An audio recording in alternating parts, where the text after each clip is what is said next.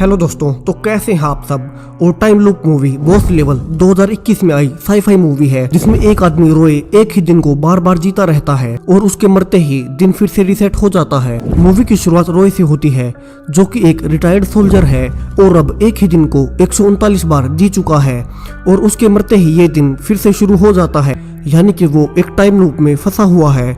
और ये कैसे शुरू हुआ ये हमें आगे पता चलेगा। अब चूंकि वो इस दिन को कई बार जी चुका है तो उसे ऑलरेडी पता है कि इस दिन में कौन कौन सी घटनाएं होने वाली हैं। जहां हर सुबह 7 बजे जब उसकी आंख खुलती है तब एक आदमी हर बार उसे और उसके साथ सो रही लड़की को मारने आता है, जिसके तुरंत बाद एक हेलीकॉप्टर में भी कुछ लोग आते हैं और उस पर तब तक गोलियां चलाते रहते हैं जब तक उसका फ्लोर उड़ नहीं जाता।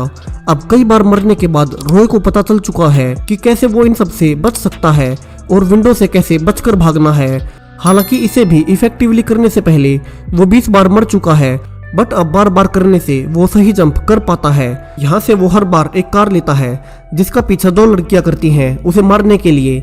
जहाँ कई बार एक्सीडेंट से मरने के बाद अब वो यहाँ से भी बच निकलता है। हर बार दिन जब फिर से रिसेट होता है तो थोड़ा कुछ ही बदलता है। जो कुछ भी रोए अलग करता है। जहाँ उसे मारने वाले बहुत है, वो किलर जो उसे सुबह मारने आता है, उसके बाद हेलीकॉप्टर वाला गनमैन, एक लड़की जो कि एक स्वॉर्ड से उसे मार डालती है, कई अलग अलग असैसिन्स जो कि उसका पीछा करके उसे मार देते हैं। अब कई बार तो रॉय इनमें से कईयों को मार भी देता है, बट इन द एंड बाकी के उसे ढूंढ लेते हैं और उसे मार ही देते हैं।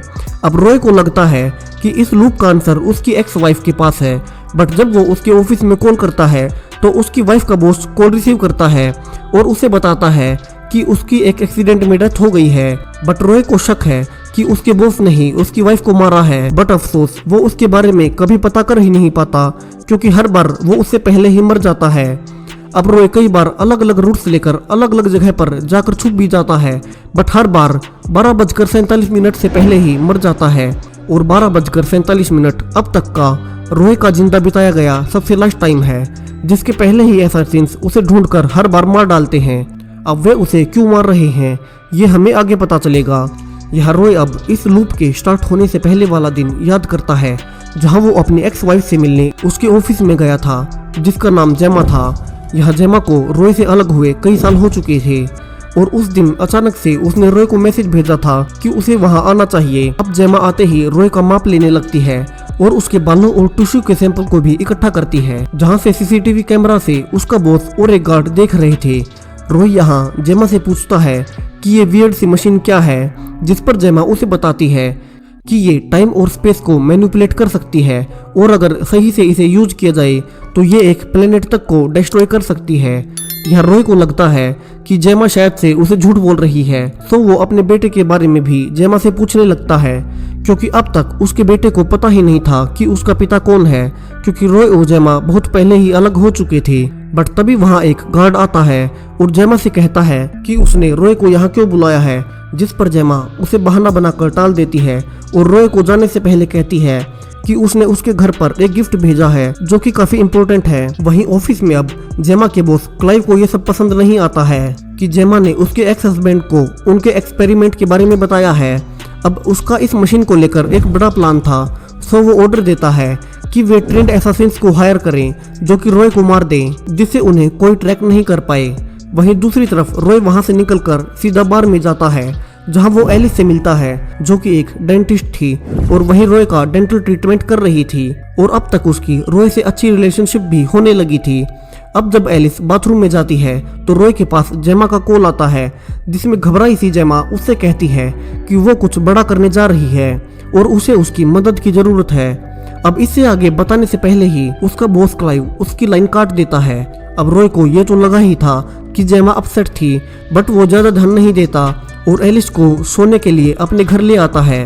वहीं दूसरी तरफ जेमा रॉय के हेयर टिश्यूज को एक मशीन में डाल देती है, जिससे कैमरा पर देख क्लाइव गार्ड से कहता है कि जेमा भी अब उनके हाथ से निकल गई है, सो उन्हें उसका कुछ करना होगा।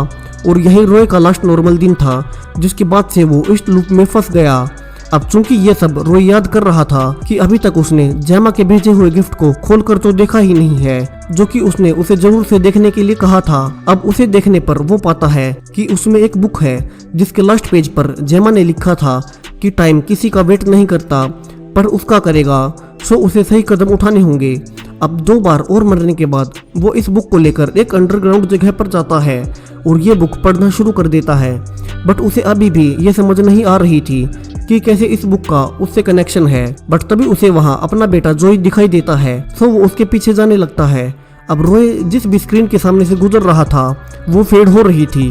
रोय ये नोटिस नहीं करता और अपने बेटे के पास जाता है और कहता है कि वो आज स्कूल क्यों नहीं गया, क्योंकि उसे पता था कि जेमा की आज सुबह ही डेथ हो चुकी है। बट जोई को अब तक ये नहीं पता था। अब रोय जोई के साथ वहां से बाहर निकलता है, जहां वो पाता है कि 12:50 हो चुके हैं, जो कि इस दिन में उसका बिताया हुआ अब तक का सबसे ज्यादा टाइम है। अब रोय एनालाइज करता है कि ये कैसे हुआ। तब वो समझ जाता है कि जरूर उन लोगों ने उसकी बॉडी में ट्रैकर्स लगाए होंगे, तभी हर बार वे उसे ढूंढ लेते हैं। अब आज चूंकि वो अंडरग्राउंड बिल्डिंग में था जहां मेटल की दीवारें थी, सो उन्हें वहां सिग्नल नहीं मिल रहे होंगे। अब चूंकि वो बाहर था, सो तभी वहां असैसिन्स आ जाते हैं और उसे गोली से मार देते हैं। जहां जोई को बचाते हुए रोय उससे बताता है कि वो उसका पिता है। अब दिन फिर से रीसेट होता है, जहां इस बार वो जो आदमी उसे मारने आया था उससे पूछता भी है कि उन्होंने उसकी बॉडी में कहाँ ट्रैकर्स लगा रखे हैं। बट वो उसे कुछ भी नहीं बताता।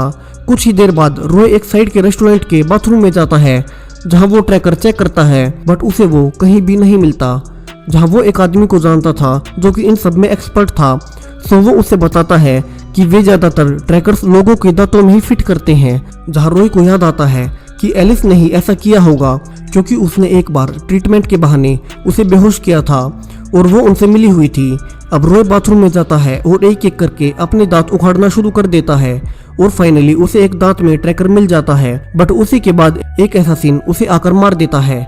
अब दिन फिर से रीसेट होता है, जहां उठते ही रोय एलिस से पूछता है कि उसने किसके कहने पर उसके दांत में ट्रैकर फिट किया है, जिस पर वो उसे क्लाइव का नाम बताती है, जो कि रोय जानता था कि वो उसकी एक्स वाइफ जेमा का बॉस था। अब वो इस ट्रैकर को निकालता है और फिर उसे चारा बनाकर एक ऐसा सीन को मार देता है, जहां मरने से पहले वो भी उसे नहीं बताती कि वे उसे क्यों मार रहे हैं। यहाँ रोय को ये तो समझ आ गया था कि जेमा ने ही उसे इस लूप में डाला है, बट उसे ये नहीं पता था कि उसने ऐसा क्यों किया। और चूंकि जेमा उसके उठने से पहले ही मर चुकी थी, सो अब ये जानने का कोई तरीका भी नहीं बचा था। सो अब वो जेमा के ऑफिस में उसकी बॉस को पकड़ना चाहता था, जहां वो उसके अंदर घुसने के प्रोसेस में कई बार मरता है और हर बार कुछ नया ट्राई करके अंदर घुस तो जाता है, बट अंदर जाकर फाइनली मारा ही जाता है। और कई बार कोशिश करने के बाद रोय फाइनली अंदर घुस पाता है, जहां सब गार्ड्स को मारने के बाद वो क्लाइव से पूछता है कि वो मशीन क्या है, जहां क्लाइव उसे बताता है कि जो मशीन उन्होंने बनाई है उससे वे हिस्ट्री को बदल सकते हैं, जिसकी मदद से वो पूरी दुनिया पर राज कर सकता है। बट लास्ट नाइट जेमा को उसके प्लान के बारे में पता चल गया, सो उन्हें जेमा को मारना पड़ा। बट अब वो मशीन लगातार चल रही है, जिसे बंद करना उनमें से किसी को भी नहीं आता है, और अगर ऐसे ही वो चलती रही तो ये दुनिया जल्दी ही खत्म हो जाएगी। जहां उन्होंने उसके बेटे जोई को भी मारने के लिए लोगों को भेजा है।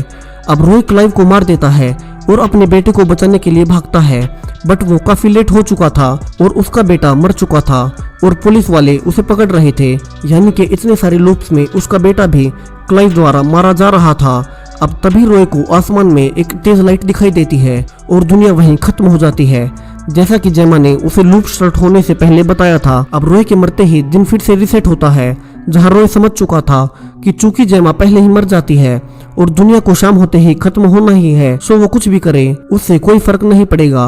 अब आगे के कई लूप्स में वो हर बार अपने बेटे के पास जाता है और उसके साथ दुनिया खत्म होने से पहले टाइम स्पेंड करने लगता है, जहां उसे पता था कि हर शाम को दुनिया खत्म हो ही जानी है और दिन फिर से रीसेट हो जाना है। अब एक लूप में रोय जोय से उसकी माँ जेमा के बारे में डिस्कस कर रहा था, जहां वो पाता है कि आज सुबह ही जोय के पास जेमा का कॉल आया था, जिससे रोय शॉक हो जाता है, क्योंकि वो सोचता था कि हर बार जेमा की डेथ रात को ही हो जाती है।